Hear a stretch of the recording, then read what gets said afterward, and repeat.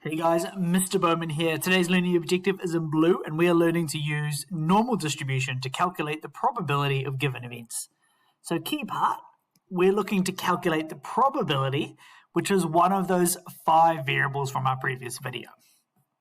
So the first thing we're going to get into today is, well, how can I use my calculator, which we've got on the left-hand side, to calculate the probability using a normal distribution model. So I've got it going up on the screen, and the first thing you need to do is you need to be in number 2, the stats mode.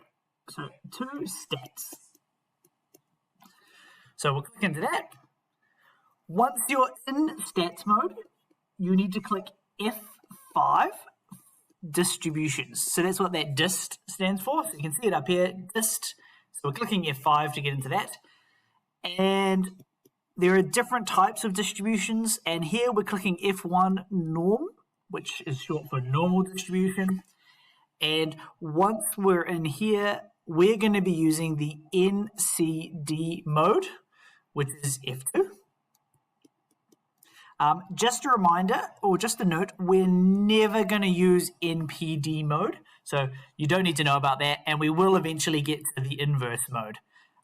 So now that we're in NCD, the final thing is, you can see it says list or variable. We need to be going F2, and we need to be looking at that variable mode. And what you can do is you can see here the lower, upper, standard deviation, the mean. These are all things that we learned about from the previous video.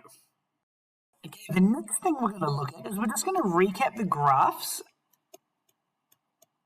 from the previous video, and if you recall, we had a normal distribution curve.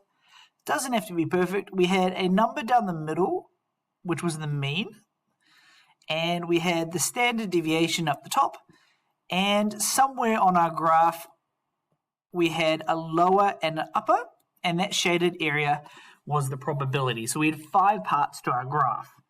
So we had our mean, standard deviation, lower, upper, and probability.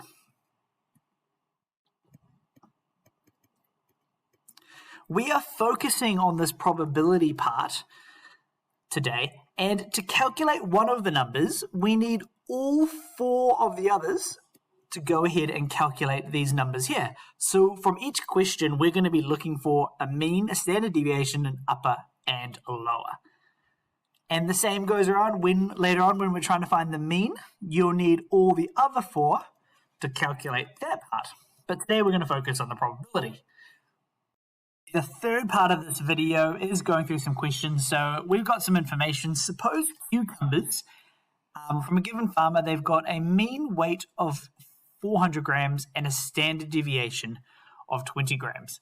Part number 1, calculate the probability that a random cucumber weighs between 350 and 450 grams. So the first step, we're going to look at the skill we learned in the previous video about drawing our normal distribution curves from all the information that we're given. So there's my normal distribution graph. I've been told about the mean of 400, so I'm going to put that over here.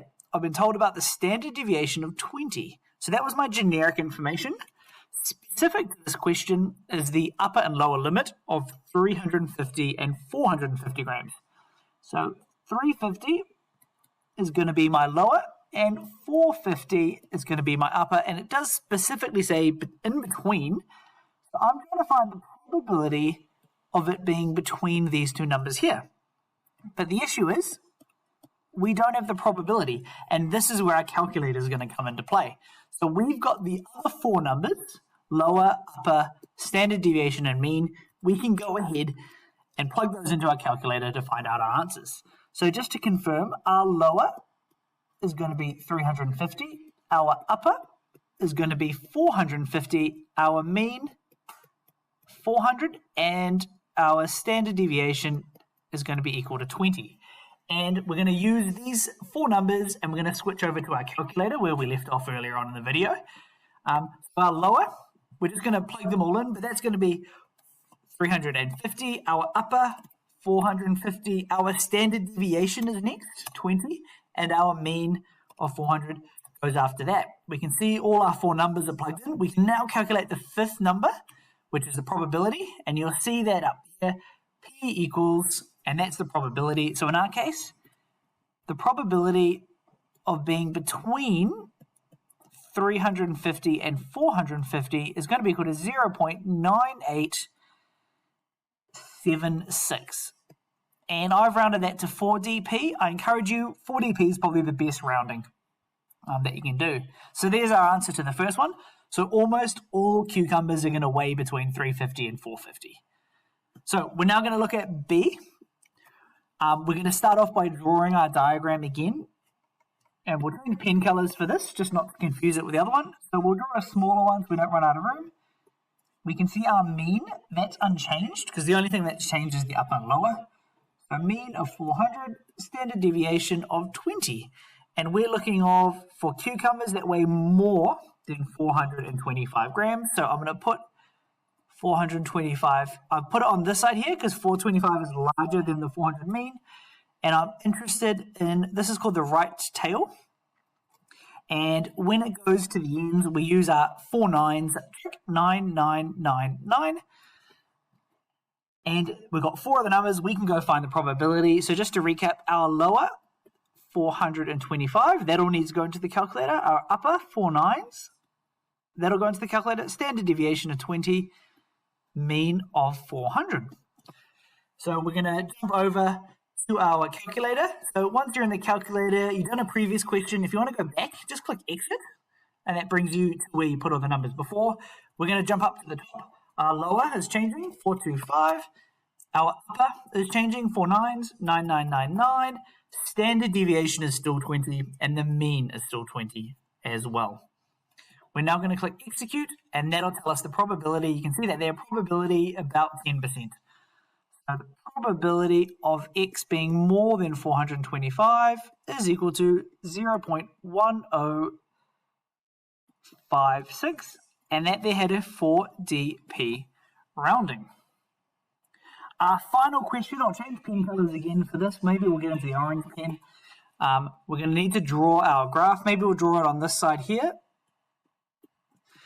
We're looking at expected value because we said expect, but part of an expected value calculation is probability.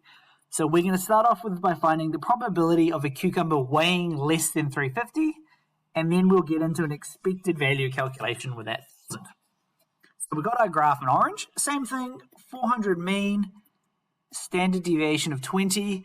We now need to chuck in our upper and our lower, and we're talking about weighing less than 340. So let's put there 340. So we're looking for that part of the tail. We've got the end of it, and it's on the negative side, so we need to go negative 9999. We've got our bits of information for our calculator, but just to recap, we've got our lower of negative 9999. We've got our upper of 340. We've got our standard deviation of 20, and we've got our mean of 400. We're going to plug all of those into our calculator. Just a reminder, that's our previous calculation. To get back, we're going to put exit, and we're going to plug all our numbers in. So lower, negative 9999, upper 340, standard deviation is still 20, mean is still 400. We're now going to click execute, and this is an interesting probability. So we're going to write down probability that X is less than 340. So what this means is it's a very small number, and this 3 here means you've got to take the decimal point back 3 spots. 1, 2, 3. So that means we're going to be adding in 2 zeros. So that's going to be 0.00. They're the 2 zeros we've added. 1, 3. And that there had a 4 dp rounding. We can now get into our expected value calculations. So the expected value is equal to the number of trials times the probability. Number of trials is 1,000 cucumber they mentioned. 1,000 times 0.0013. And you'll need your calculator to help out with that. So 1,000 times 0.0013. I'm getting 1.3 cucumbers. And we can't have 1.3 cucumbers, so your final answer, you're probably going to say, well, you're probably going to have 1 or 2 cucumbers. out of 1,000 that weigh less than that 340 gram number.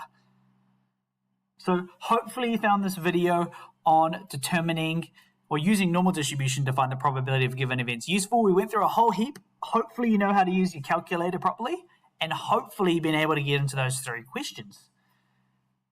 Thanks so much for watching, guys. Now let's get into heaps and heaps of practice.